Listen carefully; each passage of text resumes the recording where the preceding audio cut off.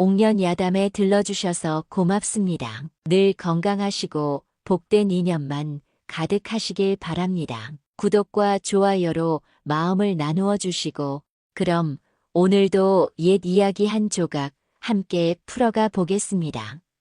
때는 조선 중엽 경상도 안동부 한 마을에 최참판 댁이 있었습니다. 그 집 며느리 허설화는 23세 꽃다운 나이로 시집온 지 3년째 단 한 번도 웃음소리를 크게 내본 적이 없는 조신한 부인이었습니다. 이른 새벽 찬 서리가 내린 마당에서 설화는 홀로 빨래를 하고 있었습니다. 찬물에 불그레해진 손을 호호 불어가며도 불평 한마디 없이 묵묵히 일을 해내는 모습이었지요. 쪽머리를 단정히 틀고 소박한 치마 저고리를 입은 자태는 마치 한 폭의 그림 같았습니다. 이년아, 또 게으름을 피우고 있구나. 날카로운 고함 소리에 설화는 깜짝 놀라 고개를 들었습니다. 시어머니 송씨 부인이 험상궂은 얼굴로 마당을 내려오고 있었지요. 50이 넘은 송씨 부인은 몸집이 불어나 걸음은 더뎠으나 며느리를 꾸짖을 때만큼은 목소리가 우렁찼습니다.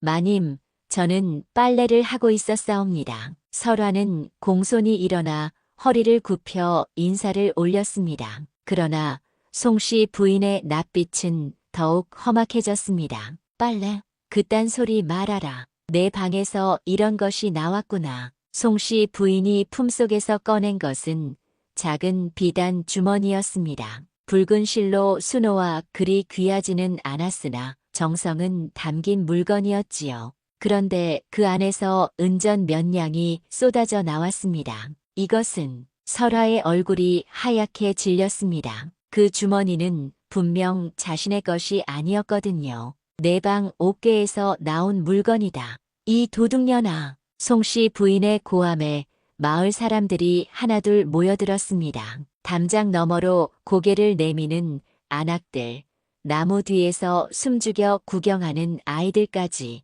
설화의 온몸이 떨리기 시작했습니다. 마님, 저는 그런 짓을 한 적이 없사옵니다. 아니라고? 그럼 이게 어찌 내 방에서 나왔단 말이냐. 시집온 지 3년 동안 나는 내 속셈을 훤히 알았다. 겉으론 점잖은 체하면서 몰래 집안 살림을 빼돌려 친정으로 보냈지. 송씨 부인의 말은 점점 거세어졌습니다. 설화는 무릎을 꿇고 애원했습니다. 정녕 모르는 일이옵니다. 누군가 제 방에 몰래 두었을 것이옵니다. 입을 다물어라. 이 파렴치한 년, 우리 집안의 채통을 땅에 떨어뜨리는구나. 그때 안채에서 설화의 남편 최도원이 모습을 드러냈습니다. 25의 건장한 체구였으나 술기운이 덜 빠진 듯 발걸음이 비틀거렸습니다. 무슨 소리로 이렇게 야단 법석이요? 도헌아, 내 서방님 마누라가 우리 집 전 재산을 훔쳐내는구나. 도헌은 술기운에 젖은 눈으로 설화와 어머니를 번갈아 바라보다가 어머니가 내민 은전이 담긴 주머니를 보고는 그제야 얼굴이 굳어졌습니다. 설화, 정말이요? 서방님, 저는 결코 그런 짓을 하지 않았사옵니다. 하늘이 알고 조상님이 아시옵니다. 하늘은 무슨 하늘? 물증이 눈앞에 있는데 무슨 소리냐? 송씨 부인은 구경꾼들 앞에서 설화의 뺨을 후려쳤습니다. 찰싹 소리가 울리자 사람들 사이에서 웅성거림이 일었습니다. 이런 도둑년을 우리 집에 둘 수는 없다. 당장 이 집에서 꺼져라. 설화는 마지막 희망처럼 남편을 바라보았으나 도헌은 고개를 돌려버렸습니다. 결국 설화는 입은 옷차림 그대로 머리에 은비녀 하나만을 지닌 채 최참판댁 대문을 나설 수밖에 없었습니다. 가을 바람이 싸늘하게 불어와 그녀의 뺨을 스쳤고 뒤에서는 송씨 부인의 날선 욕설이 메아리 쳤습니다. 마을 사람들은 안타까운 눈길을 보냈으나 누구 하나 나서서 돕지는 않았습니다. 도둑질의 흔적이 뚜렷한데 감히 관여할 수 없었던 것이지요. 설화는 뒤돌아보지 않고 걸음을 옮겼습니다. 억울하고 원통하였으나 이미 엎질러진 물이었지요. 하지만 가슴 깊은 곳에는 분명한 다짐이 일고 있었습니다. 언젠가는 반드시 이 억울함을 풀어내고 말리라. 쪽머리에 꽂힌 은비녀가 가을 햇살에 싸늘하게 빛났습니다. 시댁에서 쫓겨난 설화는 발길을 친정으로 향했습니다. 사흘 길을 걸어 도착한 곳에서 마주한 것은 참담한 현실이었지요. 허진사 댁은 이미 남의 손에 넘어가 있었고 대문에는 다른 성씨의 문패가 걸려 있었습니다. 여보시오. 혹시 허진사 댁은? 지나가던 마을 노인에게 물으니 청천벽력 같은 소식이 들려왔습니다. 설화의 아버지 허진사는 이미 2해 전 세상을 떠났고 어머니는 그 충격으로 병이 깊어져 이듬해 봄에 눈을 감으셨다는 것이었지요. 에고, 이게 누구신가 했더니 설화 낭자가 아니시오. 참 기구한 팔자구먼. 노인은 혀를 차며 안타까워했으나 그 또한 먹고 살기 바쁜 몸이었습니다. 설화는 그 자리에서 무릎이 꺾였습니다. 세상 어디에도 자신을 지켜줄 곳이 남아있지 않다는 현실이 뼈아프게 다가왔지요. 그날 밤 설화는 마을 끝자락 빈 사당에서 몸을 의지했습니다.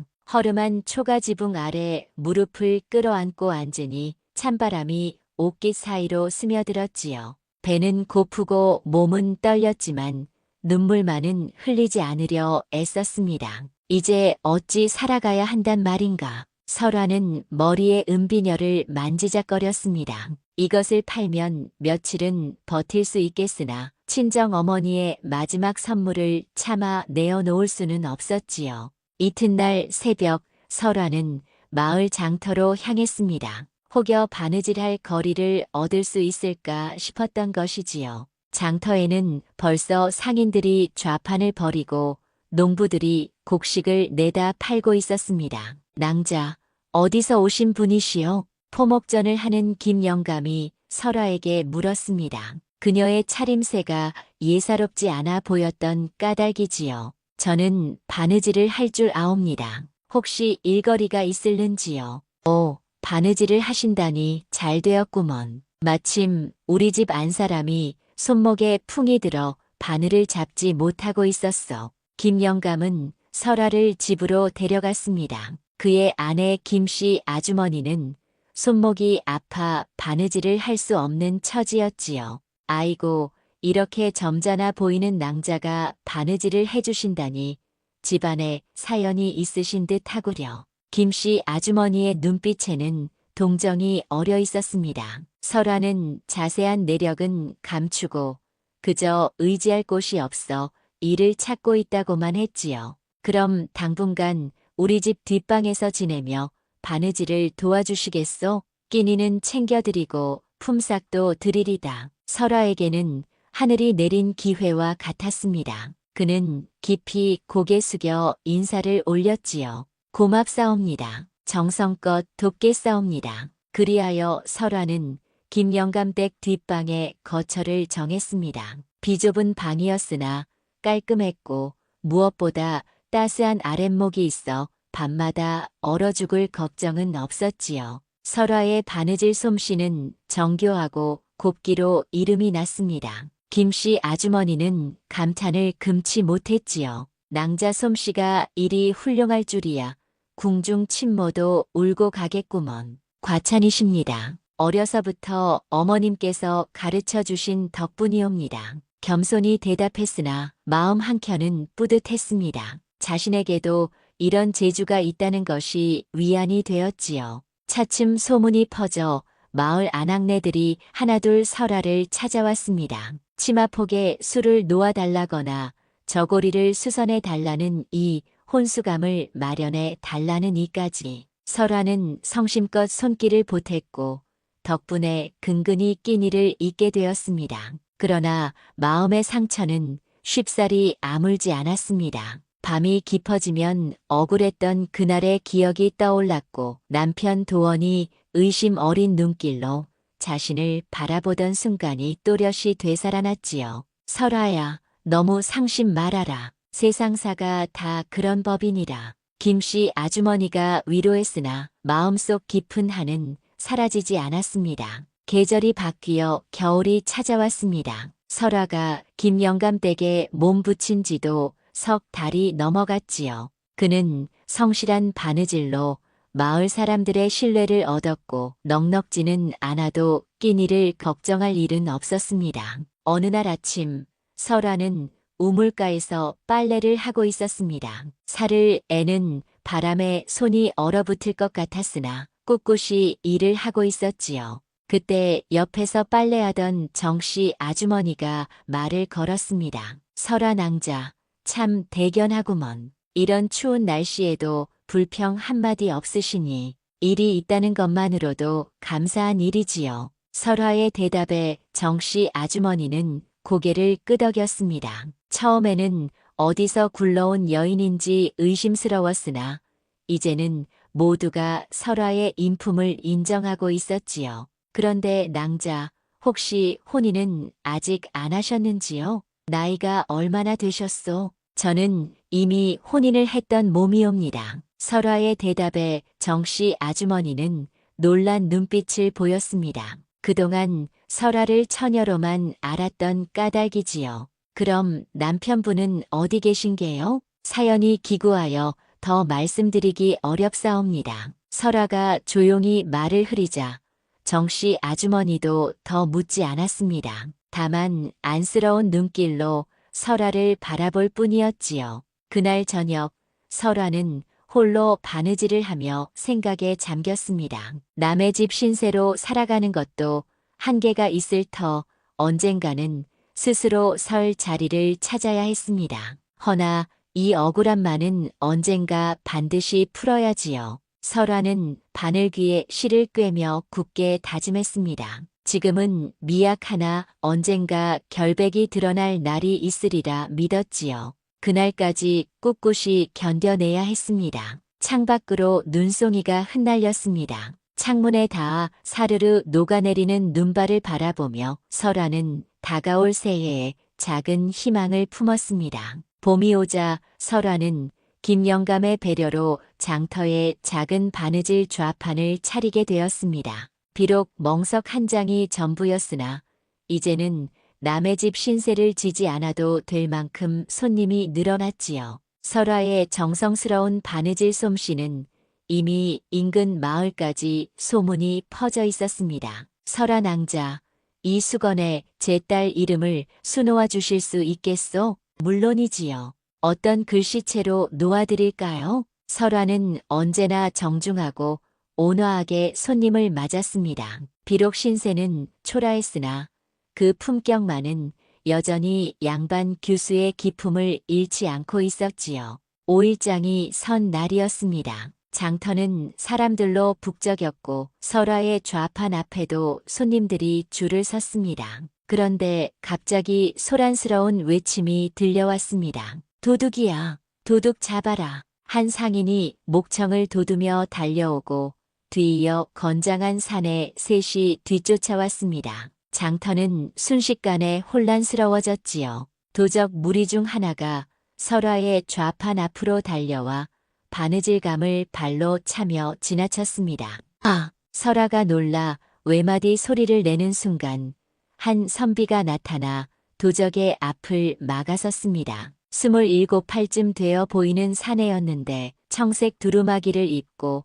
갓을 쓴 모습이 단정하였지요. 어딜 가느냐 이놈아. 선비는 민첩하게 도적의 손목을 비틀어 제압했습니다. 도적이 비명을 지르며 주저앉자 나머지 두 놈은 겁을 먹고 달아나 버렸지요. 이자를 관아에 넘겨야 하오. 선비가 도적을 붙잡아 두는 사이 상인은 빼앗긴 돈주머니를 되찾을 수 있었습니다. 고맙소, 선비님. 성함이 어찌 되시오? 강도윤이라 하오. 그 선비는 겸손히 대답했습니다. 그러고는 설화의 좌판을 바라보았습니다. 흩어진 바느질 감들이 눈에 들어오자 얼굴에 안타까운 기색이 번졌지요. 낭자, 괜찮으십니까? 네, 고맙습니다. 설화가 허겁지겁 바느질감을 모으는 사이 강도윤도 무릎을 꿇고 도와주었습니다. 다행히 크게 망가진 것은 없는 듯 하군요. 정말 큰 은혜를 입었사옵니다. 선비님께서 아니었더라면 어찌 되었을지요. 설아가 깊이 고개 숙여 인사를 올리자 강도윤도 예를 갖추어 답례했습니다. 그 순간 두 사람의 눈길이 마주쳤는데 묘한 떨림이 흘렀습니다. 강도윤의 눈에는 설아의 맑은 얼굴이 담겼습니다. 소박한 차림새였으나 은은히 풍기는 기품은 범상치 않았지요. 특히 쪽머리에 꽂힌 은비녀 하나가 눈길을 사로잡았습니다. 실례가 되지 않는다면 낭자는 이곳 분이 아니신 듯 하군요. 저는 다른 고을에서 떠돌아온 몸이옵니다. 설아는 사연을 숨기려 했으나 강도윤의 따뜻한 눈빛에서는 악의를 느낄 수 없었습니다. 혹여 어려운 사정이라도 있으신 게 아닌지요? 바느질로 생계를 잇는다 하시니 강도윤의 물음에 설아의 눈가가 붉어졌습니다. 오랫동안 홀로 견뎌온 서름이 북받쳐 올랐지요. 선비님께서는 이곳 분이십니까? 설아가 화제를 돌리자 강도윤은 빙그레 웃으며 대답했습니다. 예, 저는 고을 관아에서 아전 노릇을 하고 있습니다. 미천한 자리이오만 백성을 위해 일할 수 있어 보람을 느끼지요. 아전이시라니 뜻깊은 일을 하시는군요. 설아의 말에 강도윤은 겸연쩍게 웃었습니다. 사실 아전은 양반도 아니고 평민도 아닌 애매한 처지였지만 그는 자신의 직분을 자랑스레 여기고 있었습니다. 낭자께서는 글도 아시는 듯한데 혹 양반댁 교수셨던 것은 아닌지요? 예리한 물음에 설아는 잠시 굳어졌다가 이내 담담히 답했습니다. 옛일은 모두 지난 일이옵니다. 지금의 저는 다만 바느질로 살아가는 여인일 뿐이지요. 그 말에는 깊은 한이 서려 있었습니다. 강도윤은 더 묻지 않았으나 마음속으로는 이 여인의 기구한 사정을 짐작할 뿐이었지요. 그럼 이자를 관아에 넘겨야 하니 이만 가보겠습니다. 예, 수고 많으셨습니다. 강도윤이 발걸음을 옮기다 다시 멈추더니 머뭇거리며 돌아보았습니다. 실례가 되지 않는다면 장터에 들를 때마다 안부를 여쭙고 싶습니다. 그러셔도 괜찮습니다. 설화의 대답에 강도윤의 얼굴에 환한 미소가 번졌습니다. 그 후 강도윤은 장터에 올 적마다 설화를 찾아왔습니다. 처음에는 안부만 물었으나 차츰 서로의 마음을 열고 깊은 이야기를 나누게 되었지요. 설화 낭자의 바느질 솜씨는 참으로 곱습니다. 이런 수는 어찌 놓으시는지요? 과찬이옵니다. 어머님께서 일찍이 가르쳐 주신 덕분이지요. 어머님께서라 혹시 지금은 이미 세상을 떠나셨습니다. 설화의 아픈 표정을 본 강도윤은 자신의 말이 경솔했음을 깨닫고 고개를 숙였습니다. 송구하옵니다. 괜한 말씀을 드렸군요. 괜찮습니다. 도윤 나리께서는 가족이 어떻게 되시는지요? 저 또한 홀로입니다. 부모님을 일찍 여의었지요. 두 사람은 서로의 외로움을 알아보았고 그로 인해 더욱 가까워졌습니다. 어느 날 저녁 강도윤은 용기를 내어 물었습니다. 설아 낭자, 혹시 제가 낭자의 사정을 들어도 되겠습니까? 돕고 싶어 그러하오. 설아는 한참 망설였으나 그의 진심 어린 눈빛을 보고 마침내 입을 열었습니다. 사실은 저에게는 억울한 사연이 있사옵니다. 그리하여 설아는 시댁에서 당했던 모진 일들을 모두 털어놓았습니다. 송씨 부인의 모함, 남편의 외면, 그리고 쫓겨난 그날의 치욕까지. 강도윤은 묵묵히 들으며 분노를 삼켰습니다. 이런 불의가 어디 있단 말입니까? 반드시 이 억울함을 풀어드리리다. 그의 주먹이 불끈 쥐어졌습니다. 설아는 눈시울이 뜨거워졌습니다. 오랫동안 홀로 견뎌온 한을 이해해주는 이가 있다는 것만으로도 큰 위로가 되었지요. 한편 설아를 내쫓은 최참판 댁에서는 기이한 일들이 연이어 일어났습니다. 설아가 떠난 지 해수로 1년이 지났으나 집안에는 화목한 기운이라곤 찾아볼 수 없었지요. 가을 거디를 마친 최도헌은 또다시 술에 빠져 지냈습니다. 아내를 내쫓은 후로 그의 주벽은 더 심해져 하루도 술 없이는 견디지 못하는 신세가 되었지요. 사랑채에서 들려오는 술주정 소리에 하인들은 고개를 절레절레 흔들 뿐이었습니다. 도령님이 요즘은 너무 심하게 드시는 것 같지 않느냐. 쉿, 그런 말 함부로 입에 올리면 송씨 마님 귀에 들어가 큰일 나지. 하인들은 수군거렸으나 감히 말릴 수 없었습니다. 송씨 마님의 성품이 무섭게 알려져 있었으니까요. 송씨 마님은 며느리를 내쫓은 일을 조금도 후회하지 않았습니다. 오히려 이제야 집안이 깨끗해졌다며 흡족해했지요. 그러나 그 만족도 잠시 곧 예상치 못한 재앙들이 터져 나왔습니다. 먼저 농사에 큰 흉년이 닥쳤습니다. 여름 내내 가뭄이 이어지더니 가을에는 큰 비가 내려 곡식의 절반이 썩어버린 것이지요. 소작농들은 소작료를 바치지 못한다며 사정을 했습니다. 마님, 올해는 하늘이 이리하니 저희도 어찌할 도리가 없사옵니다. 내년에는 기어이 그런 변명이 어디 있느냐. 너희들이 게을러 농사를 제대로 짓지 않았기 때문이지. 마님, 원통한 말씀이십니다. 이 모양 이 꼴이 어찌 사람 탓이겠습니까? 소작농의 애원에도 송씨 마님은 들으려 하지 않았습니다. 설아가 있을 때는 없던 일들이 며느리를 내쫓은 후부터 잇따라 생기니 속으로는 꺼림칙했으나 겉으로는 아랑곳하지 않았지요. 설상가상으로 최도원의 행실은 날로 더러워졌습니다. 술값이며 기생집 드나드는 돈이 눈덩이처럼 불어났습니다. 도박판에도 들락날락하며 가진 돈을 탕진하기 일쑤였지요.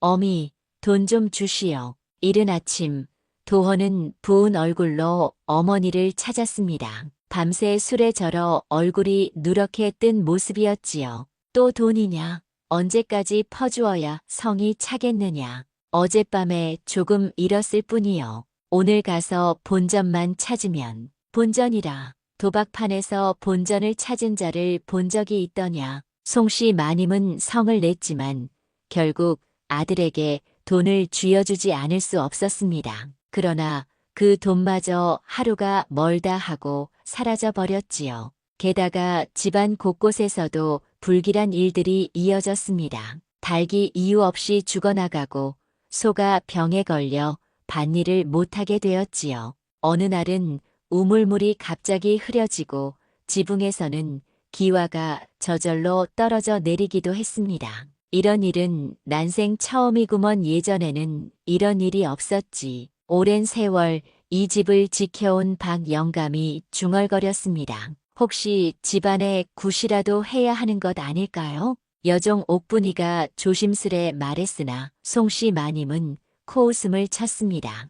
허튼 소리 말아라.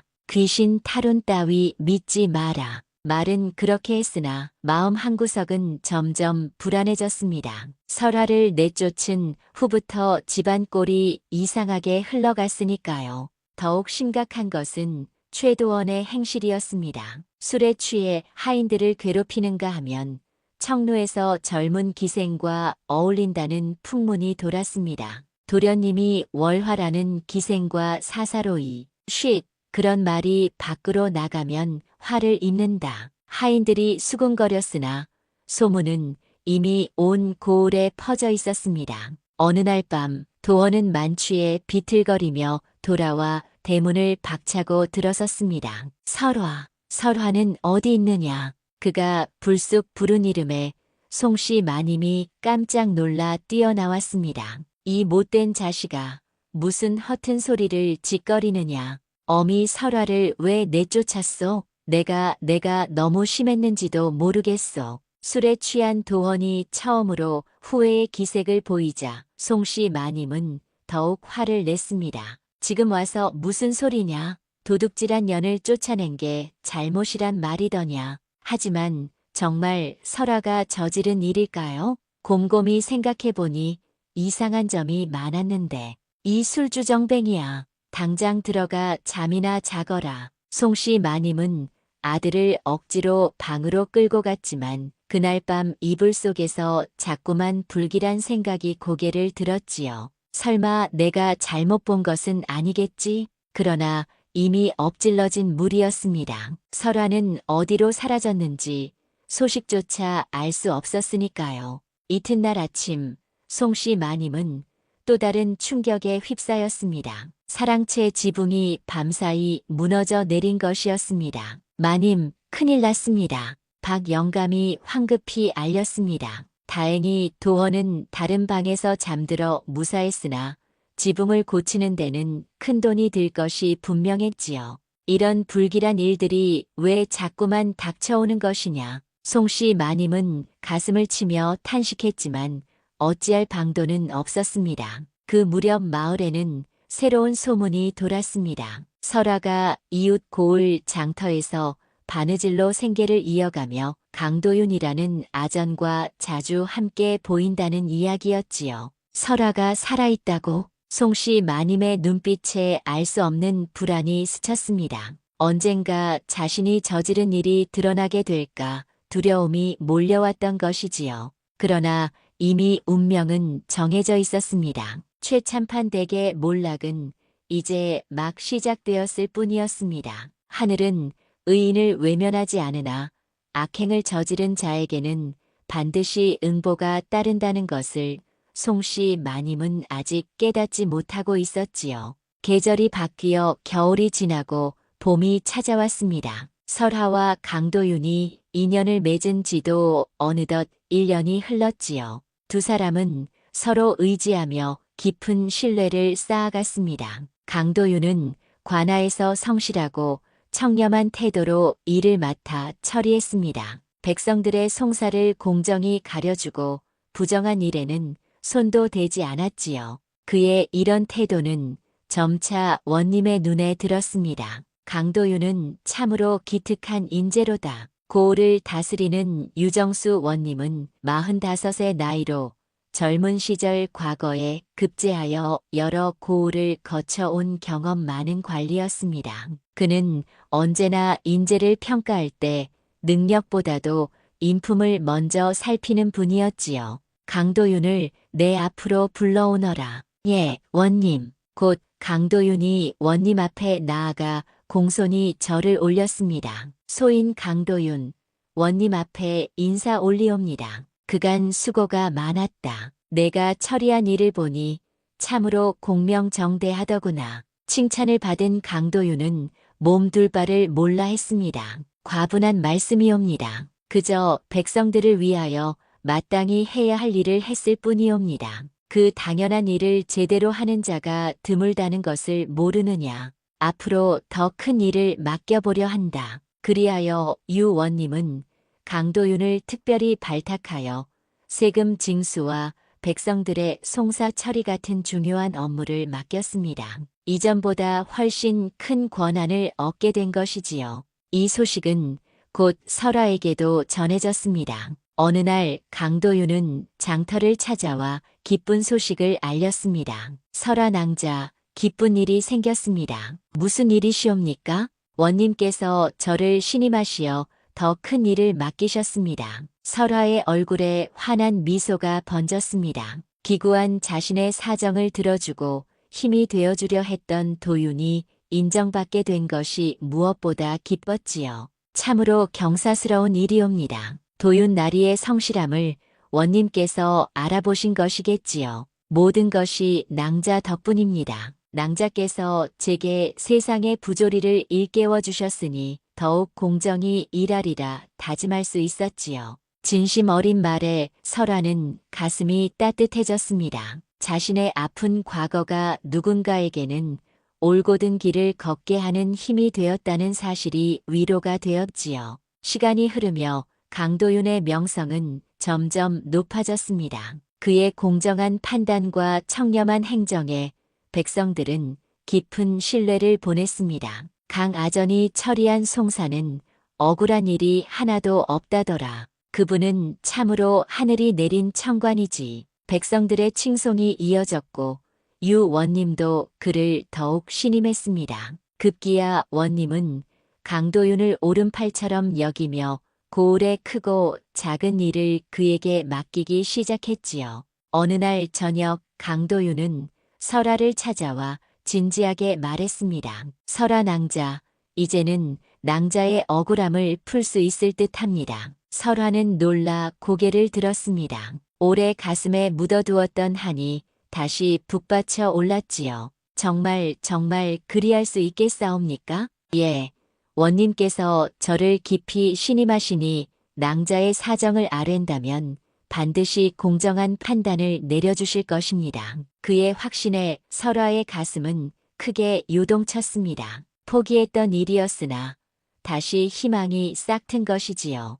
허나 증거도 없고 이미 오래된 일인데 걱정 마시옵소서. 제가 철저히 살펴보겠습니다. 송씨 마님이 낭자를 모함한 진실을 반드시 밝히리다. 설아는 잠시 망설였으나 강도윤의 눈빛에서 흔들림 없는 진심을 보고 결심을 굳혔습니다. 알겠습니다. 도윤 나리를 믿고 따르겠사옵니다. 고맙습니다, 낭자. 이제 세상에 정의가 살아있음을 보여드리리다. 그날부터 강도윤은 설아의 사건을 조사하기 시작했습니다. 최참판 댁의 실정을 살피니 놀라운 사실들이 드러났습니다. 최도원의 방탕한 생활, 송씨 마님의 사치스러운 행태, 그리고 집안이 기울고 있다는 소문까지 모두 설아를 내쫓은 후부터 벌어진 일들이었지요. 참으로 기이하도다. 하늘이 보고 계신 것이 틀림없구나.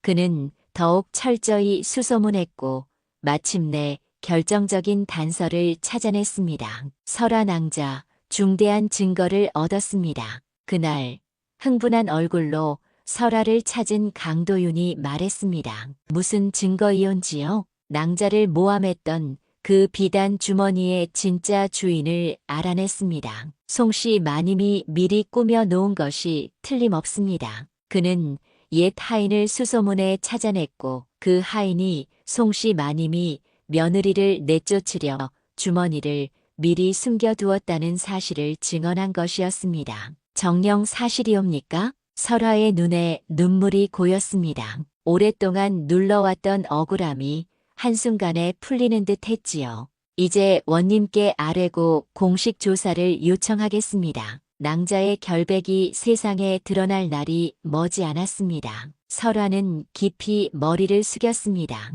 도윤날이 이 은혜를 어찌 갚아야 할지. 은혜라니요. 정의를 바로 세우는 것이 제 본분일 따름입니다. 그날 밤 설아는 모처럼 편히 잠들 수 있었습니다. 마음을 짓누르던 한이 풀릴 희망이 눈앞에 다가온 까닭이지요. 한편 강도윤은 늦은 밤까지 사건의 증거와 진술을 정리하며 원님께 올릴 보고를 준비했습니다. 이제 정의가 드러나는 날이 코앞에 다가오고 있었습니다. 이른 아침 관아 앞마당에 북소리가 울려 퍼졌습니다. 백성들의 송사를 다루는 날임을 알리는 신호였지요. 평소와 달리 오늘은 특별한 재판이 열릴 예정이었습니다. 강도윤이 원님께 아뢰는 허설화의 억울한 사연이 드디어 공적으로 다루어지는 날이었거든요. 유정수 원님은 관복을 단정히 입고 대청 위에 자리를 잡았습니다. 좌우에는 서기와 형방이 늘어서 있었고 아래에는 구경하러 모여든 백성들이 옹기종기 앉아 있었지요. 이런 날은 고을의 큰 볼거리였기에 마을 사람들은 모두 숨죽여 지켜보고 있었습니다. 오늘은 허설화의 억울한 사연을 들어보겠다. 당사자들을 불러들이거라. 원님의 명이 떨어지자 아전들이 움직였습니다. 먼저 설아가 떨리는 걸음으로 대청 앞에 나아가 무릎을 꿇고 절을 올렸습니다. 소녀 허설화, 원님 앞에 인사 올리옵니다. 설화는 깨끗한 흰 저고리와 치마를 입고 머리를 단정히 빗어 넘겼습니다. 쪽머리에는 은비녀 하나가 소박히 꽂혀 있었지요. 비록 수수한 차림이었으나 그 자태에서 풍기는 기품은 여전히 고왔습니다.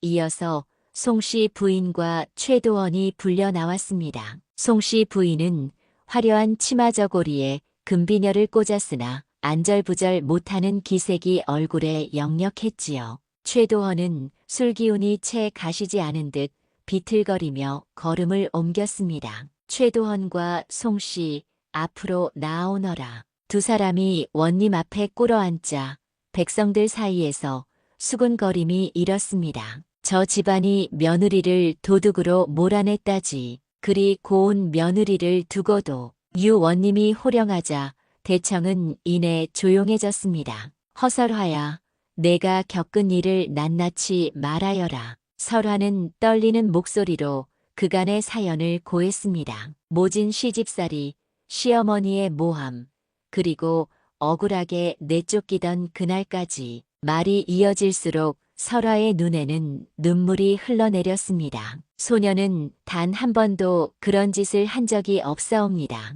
하늘이 아시고 조상님이 아시옵니다. 설화의 절절한 호소에 구경하던 백성들도 숙연해졌습니다. 그 눈물과 떨리는 목소리에는 거짓이 보이지 않았지요. 유원님은 송씨 부인을 향해 눈빛을 매섭게 바꾸었습니다. 송씨야, 내가 며느리를 내쫓은 까닭이 무엇이냐? 원님, 이 여인이 저희 집 돈을 훔쳤습니다. 제가 직접 방에서 물증을 찾아냈사옵니다. 송씨 부인은 끝까지 고집을 부렸으나 목소리에는 힘이 없었습니다. 그때 너무 화가 나서 말을 얼버무리는 송씨 부인을 보며 원님의 눈빛은 더욱 차가워졌습니다. 그때 강도윤이 앞으로 나섰지요. 원님, 소인이 조사한 바에 따르면 중요한 증인이 있사옵니다. 그 증인을 불러들이거라. 곧 최참판 댁에서 일했던 옛 하인 김서방이 들어왔습니다.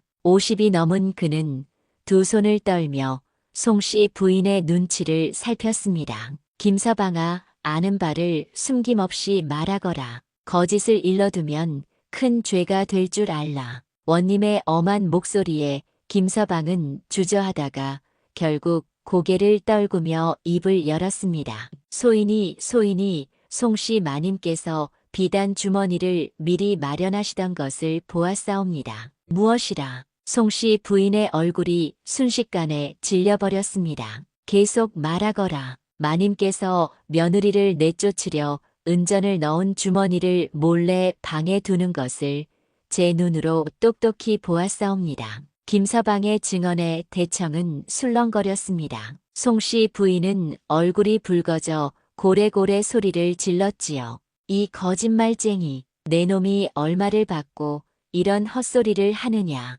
조용히 하거라. 유원님의 호통에 대청은 순식간에 정적이 흘렀습니다. 원님은 날카로운 눈길로 송씨 부인을 노려보았습니다. 송씨야, 내가 며느리를 모함한 것이 사실이냐? 아니옵니다. 그런 일은 없사옵니다. 송씨 부인이 부인했지만 이미 모든 것이 드러난 뒤였습니다. 원님은 최도헌을 향해 물었습니다. 최도헌아, 내 생각은 어떠하냐? 최도헌은 비틀거리며 설화를 바라보다가 이내 무릎을 꿇었습니다. 설화야, 미안하다. 내가 너를 의심한 것이 큰 잘못이었다. 비록 술기운이 가시지 않았으나 처음으로 후회의 빛을 드러낸 것이었습니다. 구경꾼들 사이에서 안타까운 한숨이 흘러나왔지요. 이때 강도윤이 다시 나서서 또 다른 증인을 세웠습니다. 포목점 김영감이었습니다.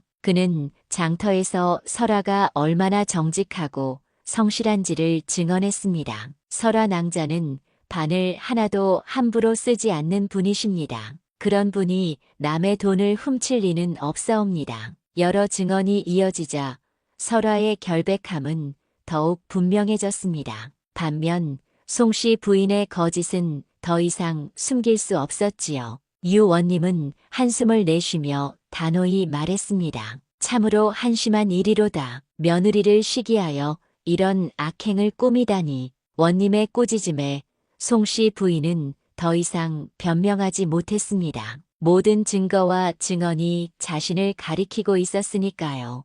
허설화, 내 억울함이 이제 밝혀졌다. 내 결백이 하늘에 닿았도다. 원님의 선언에 설화는 감격의 눈물을 흘렸습니다. 오랫동안 가슴에 묻어둔 한이 마침내 풀린 것이지요. 원님의 은혜, 죽어서도 잊지 못하겠사옵니다. 대청에 모인 백성들도 환성을 터뜨리며 설화의 결백이 드러난 것을 함께 기뻐했습니다. 정의가 바로 선 순간이었지요. 그러나 원님의 판결은 아직 끝나지 않았습니다. 이제 송씨 부인과 최도헌에게 내려질 처벌이 남아 있었으니까요. 대청 안의 공기는 더욱 팽팽해졌습니다. 유정수 원님은 엄숙한 얼굴로 대청을 둘러보았습니다. 모든 증언과 물증이 끝나고 이제 최종 판결을 내릴 시간이었지요. 대청에 모인 백성들은 숨을 죽이며 원님의 한마디를 기다렸습니다.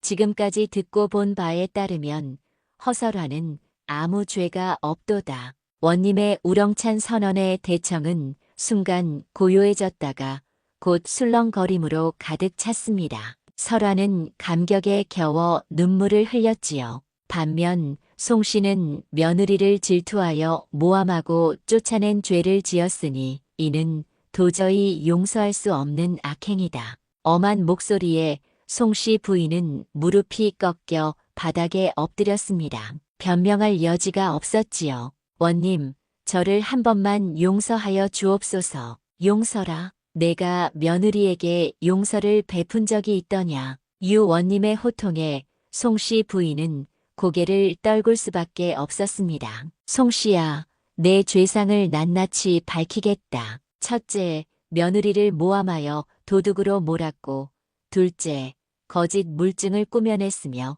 셋째, 무고한 이를 집에서 내쫓았다. 이 얼마나 한심한 일이더냐. 원님의 준엄한 죄상 선고에 구경꾼들은 모두 고개를 끄덕였습니다. 송씨의 악행이 세상에 드러난 순간이었지요. 최도헌아, 너 또한 아내를 지켜야 할 남편의 도리를 저버렸으니 죄가 크다. 어찌 용서하겠느냐. 도헌은 술기운이 완전히 가신 얼굴로 바닥에 이마를 박았습니다. 원님, 소자가 잘못하였습니다. 설화에게 용서를 빌고 싶사옵니다. 그러나 유 원님의 목소리는 단호했습니다. 지금 와서 후회한들 무슨 소용이 있느냐. 이미 저지른 죄는 돌이킬 수 없는 법이다. 곧 판결이 내려졌습니다. 송씨는 며느리 모함죄로 곤장 30대에 처하고 집안 재산의 세목 가운데 한 몫을 몰수하여 백성들의 구휼미로 쓰도록 하라.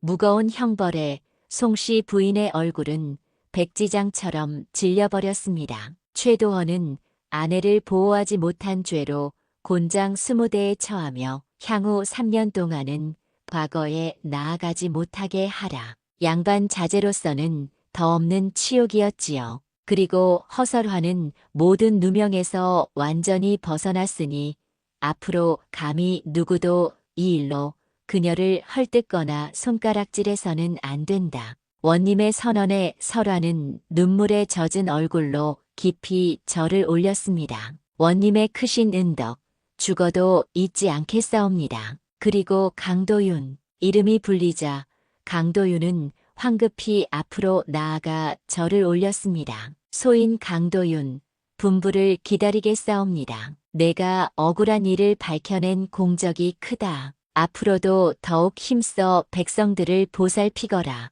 감사하옵니다. 원님. 유 원님은 다시 대청을 둘러보며 말씀했습니다. 오늘 이 일을 보고 깨달아야 한다. 악한 짓은 아무리 숨기려 해도 드러나게 마련이고 선한 뜻은 당장은 알아주는 이 없어도 하늘이 반드시 굽어 살피신다. 원님의 말씀이 끝나자 대청은 환호성으로 가득 찼습니다. 이어 형리들이 나와 송씨와 도헌에게 곤장을 집행했습니다. 송씨는 매를 맞으며 울부짖었으나 이미 늦은 후에였지요. 도헌 또한 피범벅이 되며 자신의 어리석음을 통렬히 깨달았습니다. 형벌이 끝나자 원님은 재산 몰수에 대해 명을 내렸습니다. 최참판 댁의 토지 한 몫과 곡식 창고의 절반을 걷어 가난한 백성들에게 나누어 주라. 아전들이 즉시 재산을 장부에 적고 백성들에게 나누어 주었습니다. 그날 저녁 마을 사람들은 설화 주위를 둘러싸며 기쁨을 나눴습니다. 설화 낭자, 정말 잘 되었구먼. 이제야 억울함이 풀렸지요. 역시 하늘이 보고 계셨던 게야. 사람들의 축하에 설화는 연거푸 허리를 굽혀 감사를 표했습니다. 한편 송씨와 도원은 피투성이가 된 채 집으로 돌아갔습니다. 재산을 잃고 체면까지 무너진 그들에게 남은 것은 후회뿐이었지요. 그날 밤 설화는 오랜만에 편안히 눈을 감았습니다. 오래 짓눌렀던 억울함이 사라지고 새로운 삶에 대한 희망이 가슴속에 피어나고 있었지요. 정의는 비록 더뎠으나 반드시 이루어졌고 악행은 그 대가를 치르게 된다는 하늘의 뜻이 이날 분명히 드러났습니다. 재판이 끝난 지 한 달이 흘렀습니다. 설화의 결백이 온 고을에 널리 알려지자 사람들의 시선도 완전히 달라졌지요. 이제 그는 더 이상 의심받는 여인이 아니라 억울함을 이겨낸 의로운 부인으로 존경받게 되었습니다. 강도윤의 명성 또한 하늘을 찔렀습니다. 정의로운 판결을 이끌어낸 그의 공적은 다른 고을에까지 전해졌고 유정수 원님은 그를 더욱 신임했지요. 백성들은 강도윤을 청렴한 아전 어른이라 부르며 존경했습니다. 어느 따스한 봄날 강도윤은 설화를 찾아와 조심스레 물었습니다. 설화 낭자, 이제 억울함도 모두 풀리셨으니 앞으로의 길을 생각해 보셨는지요? 설화는 잠시 망설이다가 고개를 숙였습니다. 아직은 어찌해야 할지 잘 모르겠습니다. 그러자 강도윤이 정중히 말을 이었습니다. 그렇다면 제가 한 가지 청을 드려도 되겠습니까? 저와 함께 새로운 삶을 시작해 주시지 않겠습니까? 뜻밖의 고백에 설화의 뺨이 붉게 물들었습니다. 사실 그의 마음속에도 이미 강도윤에 대한 감정이 싹트고 있었지요. 도윤 날이 전은 이미 혼인했던 몸입니다. 그런 제가 그것이 무슨 흠이 되겠습니까? 낭자의 결백은 하늘이 이미 증명하셨습니다. 저는 낭자의 모든 것을 받아들일 준비가 되어 있어. 그 진심 어린 말에 설화의 마음이 크게 흔들렸습니다. 오랫동안 홀로 겪은 고난과 외로움을 이해해주는 이가 있다는 것만으로도 큰 위안이 되었지요. 시간을 조금 주십시오. 깊이 생각해 보겠습니다. 물론입니다. 낭자가 허락해 주실 날을 오래도록 기다리겠습니다. 며칠 뒤 뜻밖의 일이 벌어졌습니다. 최도헌이 설화를 찾아와 무릎을 꿇고 용서를 구한 것이지요. 마을 어귀에서 기다리고 있던 도헌의 모습은 초라하기 짝이 없었습니다. 한때 건장했던 모습은 사라지고 수척한 얼굴에는 후회의 빛만이 어려 있었지요. 설화야, 나를 한 번만 용서해 다오. 그의 애절한 목소리에 설화는 걸음을 멈추었으나 얼굴은 담담했습니다. 도련님, 무슨 일로 이곳까지 오셨사옵니까? 내가 잘못하였다. 너를 의심하고 내쫓은 것이 천추의 한이다. 도헌은 무릎을 꿇고 눈물을 흘렸습니다. 그러나 설화의 마음은 이미 차갑게 식어 있었습니다. 이제 와서 그런 말씀을 하셔도 소녀의 길은 이미 달라졌사옵니다. 제발 다시 돌아와다오. 내가 새 사람이 되겠다. 그러나 설화는 고개를 저었습니다. 도련님, 저에게는 이제 새로운 길이 있습니다. 그 단호한 말에 도원의 얼굴은 절망으로 일그러졌으나 더는 아무 말도 할 수 없었지요. 그 뒤 설화는 마침내 강도윤의 청을 받아들이기로 결심했습니다. 두 사람은 유 원님의 주선으로 소박한 혼례를 올렸습니다. 마을 사람들은 모두 이 혼인을 진심으로 축하했지요. 참으로 좋은 인연이로다. 하늘이 맺어주신 짝이야. 혼례 날 설화는 붉은 혼례복을 곱게 차려입고 머리에는 금비녀를 꽂았습니다. 그것은 강도윤이 마련해 준 것이었는데 설화가 지녔던 은비녀 대신 새로운 삶의 시작을 뜻하는 증표였지요. 혼례 뒤 두 사람은 원님이 내어준 관사에서 새로운 삶을 시작했습니다. 서로를 아끼고 존중하며 화목하게 살았고 설아는 여전히 바느질을 하되 이제는 생계를 위한 것이 아니라 어려운 이웃을 돕기 위함이었지요. 설아 마님의 솜씨는 궁중 침모와 같구먼요. 고맙습니다. 어려운 이웃께 보탬이 된다면 그것으로 족합니다. 설아는 과거의 시련을 밑거름 삼아 더 큰 인품을 갖춘 여인이 되었고 마을 사람들은 더욱 그를 우러러 보았습니다. 한편 최참판댁은 끝내 몰락했습니다. 재산의 일부를 몰수당한 것도 타격이었으나 더 큰 화근은 도헌의 방탕이었지요. 설하를 잃은 뒤로 그는 더욱 술에 빠져 남은 재산마저 탕진했습니다. 송씨 부인은 곤장을 맞은 뒤로 병상에서 일어나지 못했습니다. 죄책감과 집안의 몰락을 견디지 못한 탓이지요. 내가 설아를 잘못 보았구나. 그녀는 병상에서 중얼거리며 세월을 마감했습니다. 결국 최참판댁은 빚에 쫓겨 집마저 남에게 넘기고 말았습니다. 한때 고을에서 가장 부유했던 집안이 쓸쓸히 사라진 것이지요. 마을 사람들은 이를 보며 혀를 찼습니다. 역시 하늘은 보고 계셨구나. 악행은 반드시 대가를 치르게 마련이지. 세월이 흘러